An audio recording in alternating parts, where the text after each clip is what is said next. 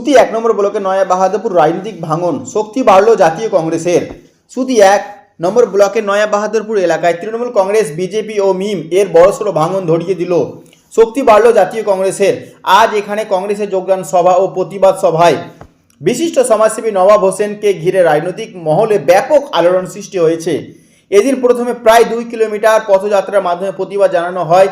পরে পথস্থলে পৌঁছে এক বিশাল যোগদান সভায় আয়োজন করা হয়, যা শান্তিপূর্ণ ও শৃঙ্খলাভাবে সম্পূর্ণ হয়। সভায় তৃণমূল কংগ্রেস ও বিজেপি মিম ছেড়ে বহু নেতা কর্মী জাতীয় কংগ্রেসে যোগদান করেন। তৃণমূল কংগ্রেসের 3টি প্রাক্তন মেম্বার মতিউর রহমান, আশরাফ আলী ও স্বপন ঘোষ কংগ্রেসের, বিজেপি থেকে সৌভাগ্য দাস ও বদিরুল শেখ, মিম থেকে তারা তাদের কয়েকশো অনুগামী নিয়ে এদিন জাতীয় কংগ্রেসে যোগদান করেন। এই যোগদান সভায় বিশেষ ভূমিকা ও নেতৃত্বে আলোড়ন সৃষ্টি করেন বিশিষ্ট সমাজসেবী নবাব হোসেন।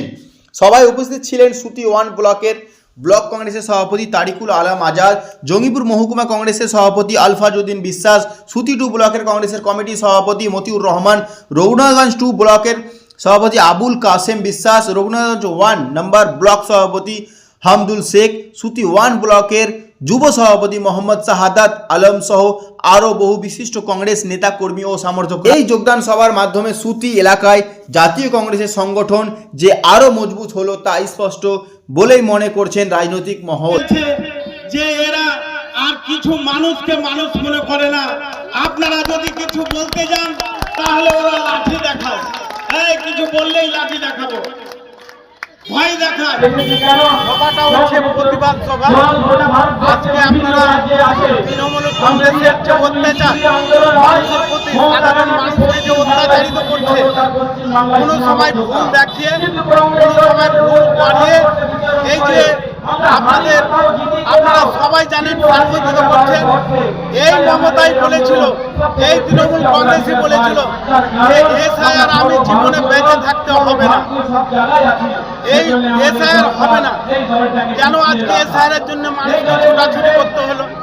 প্রত্যেকটা এসআইআর বিএলওর কথা ছিল যে মানুষের বাড়ি গিয়ে কাগজ কালেক্ট করতে হবে এবং মানুষের বাড়ি গিয়ে কথা বলতে হবে, কিন্তু সেটাও হলো না।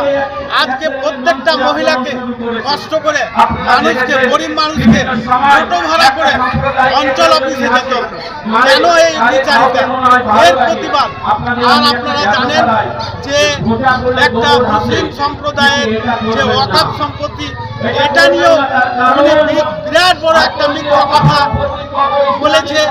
যেটা প্রথমে বলেছিল যে আমার এখানে কোনো আন্দোলন করা যাবে না, আন্দোলন করতে হলে আপনারা দিল্লিতে যান, কিন্তু সেটা কিছুদিন পরই দেখা গেল যে আন্দোলন যারা করেছিল তারাকে সবাইকে জেলে ঢুকালো, মুসলিম লোককে।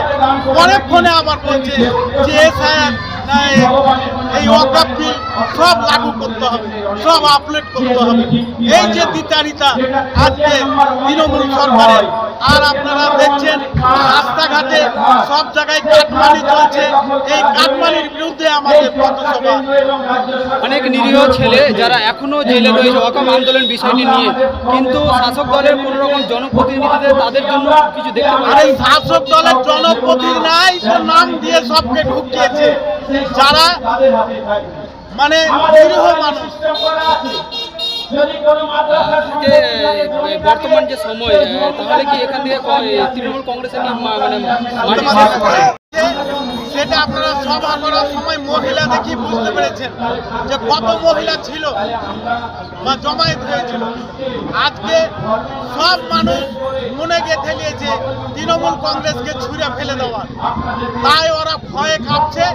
সব জায়গায় গন্ডগোল, প্রশাসনিক প্রেসার, এটাই ওদের হচ্ছে আসল কাজ। ভোট নাই, ভোট নাই।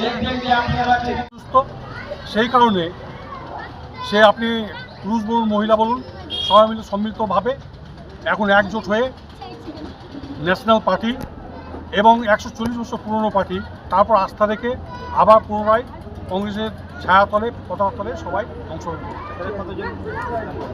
আজকে 1000 মানুষ। কোন কোন দল থেকে? আজকে বিজেপি এবং তৃণমূল থেকে কংগ্রেসে যোগদান করেছে এবং মিম থেকে। লক্ষণীয় যে বিজেপি এবং মিম, শাসক তৃণমূল 3টি দল থেকে আজকে যোগদান করেছে। আপনাদের কর্মসূচি কোথা থেকে শুরু করেছিলেন? আমরা কর্মসূচি শুরু করেছিলাম সাদিকপুরের চাঁদনি চক হাট থেকে। আমরা প্রতিবাদ মিছিল শুরু করেছিলাম, প্রতিবাদ পদযাত্রা শুরু করেছিলাম এবং আমরা শুরু করলাম শেষ করলাম এসে নয়া বাহাদুরপুর অর্থাৎ নূরপুর অঞ্চলের নয়া